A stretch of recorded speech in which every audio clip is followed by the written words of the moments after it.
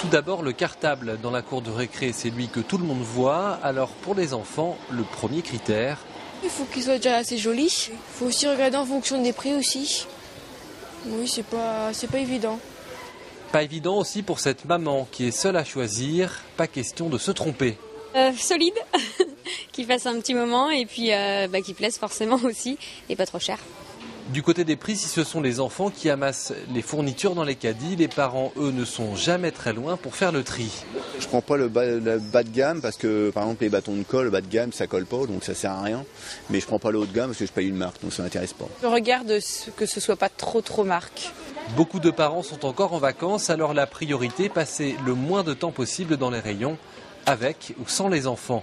Effectivement, on en prend un chacun, la liste pour chacun des enfants, et puis voilà, ça se passe bien. Ça se passe vite? Ça va se passer vite, oui. Oui, sans enfant, oui, tout seul, avec ma liste. Tranquillement, c'est plus facile, exactement. L'allocation rentrée qui est versée à partir d'aujourd'hui va permettre pour certains d'alléger les frais scolaires sans pour autant diminuer la qualité des fournitures. On a la rentrée scolaire qui tombe aujourd'hui, donc on privilégie aussi la qualité. Alors, on a un petit peu d'expérience dans ce domaine et en fait on se rend compte que quand on prend par exemple des cahiers, les moins chers en fait c'est difficile de faire l'année, ils se détachent, enfin voilà. Petit conseil avant de dépenser, vérifiez également, comme cette maman, ce qu'il vous reste chez vous. Tout ce qui est fluoté sur ma liste, c'est déjà ce que j'ai à la maison, donc je ne rachète pas. Ça y est, vous êtes parés pour votre rentrée, pardon pour celle de vos enfants. En attendant, profitez bien des quelques jours de plage qu'il vous reste.